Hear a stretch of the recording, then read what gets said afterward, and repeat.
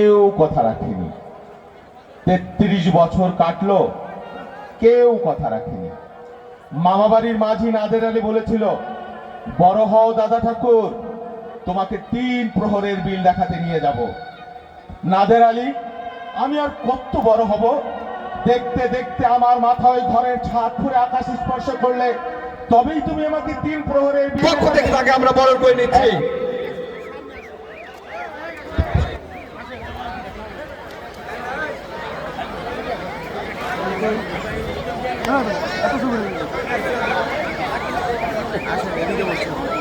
ধন্যবাদ প্রধান অতিথিকে অনুষ্ঠানের তার মহামূল্যবান সময়কে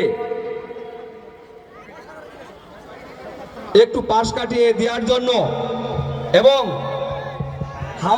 উপস্থিত আছেন এলাকার চেয়ারম্যান সহ গণ্যমান্য ব্যক্তিবর্গ, আয়োজকবৃন্দ, প্রত্যেকে আমার অন্তঃস্থল থেকে শুভেচ্ছা এবং অভিনন্দন।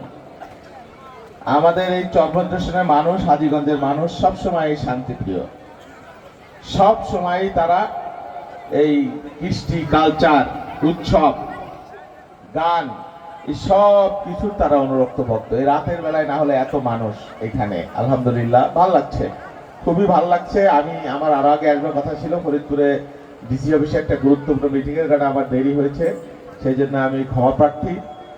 আমি একটা কথা বলবো যে আজকের দিনে সর্বনাশা মাদক আমাদের চারিদিকে গ্রাস করে ফেলেছে, একদম সমাজ ব্যবস্থাকে গ্রাস করে ফেলেছে। এই মাদকের হাত থেকে রক্ষার জন্য সুস্থ সাংস্কৃতিক বিনোদন এবং খেলাধুলা, এটা আমাদের এক অত্যন্ত গুরুত্বপূর্ণ একটা ইস্যু হয়ে গেছে। এই আমাদের যুবকেরা, আমাদের তরুণেরা, আমাদের সন্তানেরা প্রত্যেকেই যাতে পড়াশোনার পাশাপাশি এই যে সঙ্গীত, খেলাধুলা এবং এক্সট্রা কারিকুলাম যে অ্যাক্টিভিটি যা কিছু আছে সব কিছুর সাথে তারা সমান তালে এগিয়ে যাবে, তাহলে কিছুটা হলেও আমরা এই মাদকের গ্রাস থেকে আমরা মুক্ত হব। আর যারা অভিভাবক আছেন তাদেরকে বলবো, দয়া করে আপনার সন্তানকে অবশ্যই খেয়াল রাখবেন। অবশ্যই তিনি কার সাথে, সে কার সাথে মিশছে, কার সাথে না মিশছে, এটা আপনার পরিবারের অভিভাবক হিসেবে আপনার দায়িত্ব রয়েছে। আমি শুধু বলবো যে আমি একজন সংসদ সদস্য হিসাবে আপনারা আমাকে নির্বাচিত করেছেন, ভালোবেসেছেন, অনেক ভোট দিয়েছেন, আলহামদুলিল্লাহ আমি কৃতজ্ঞ। আপনাদের এই ভালোবাসা না হলে আমি এমপি হইতে পারতাম না, এখানে দাঁড়াইতে পারতাম না। সেই জন্য এই কৃতিত্ব আমার একার না, আপনাদের সকলের। আমি এমপি হিসেবে আপনাদের কাছে সব সময় আমি কৃতজ্ঞ। আমি আমার সামর্থ্যের সবটুকু দিয়ে সব সময় আপনাদের পাশে থাকবার চেষ্টা করব। আপনাদের সুখে দুঃখে, আপনাদের কষ্টে বেদনায় আনন্দে সব কিছুতে আপনারা যখনই ডাকবেন আমি আপনাদের একজন হয়ে আছি। মনে রাখবেন আমি আপনাদের মানুষ, এবং আমি এমপি হিসেবে আমার যদি কোনো ভুল হয়ে থাকে আপনারা নির্দ্বিধায় আমাকে স্মরণ করিয়ে দিবেন, আমি চেষ্টা করব ঠিক হয়ে চলবার জন্য। আশা করি জ্ঞান হতো এমন কোনো কাজ আমার দ্বারা হবে না, আমার দ্বারা আমি করা উচিত না যেটা মানুষের অনিষ্ট হবে, মানুষের অকল্যাণ হবে। এইখান থেকে কোনো বাণিজ্য করবার প্রয়োজন আমার নাই, সেই জন্য এমপি হতে আসিনি, এসেছি আপনাদের পাশে থাকতে, আপনাদের উন্নয়নে, আপনাদের প্রয়োজনে যাতে আপনারা আমাকে পাশে পান, সেটাই হলো আমার বক্তব্য। আপনারা গান শুনবেন, আপনাদের নিশ্চয়ই গান শুনবার জন্য সকলে এসেছেন, আমার কথা শুনবার জন্য এসেন নাই। এখানে অনেক বাচ্চা ছেলে মেয়েরা আছে, অনেক বোনেরা আছে, অনেক মুরব্বীরা আছে, আর যুবকেরা তো আছেই। সকলের প্রতি আমার শুভকামনা থাকলো, এবং আগামী দিনে যে কোনো কর্মসূচিতে আমি সবসময় আপনাদের পাশে থাকবো এই অঙ্গীকার করে। আর মাঠের ব্যাপারে যেটা বলেছে, এই মাঠের জন্য আমি ওদের সাথে আলাপ করব আলাদা করে কি কি করণীয় আছে।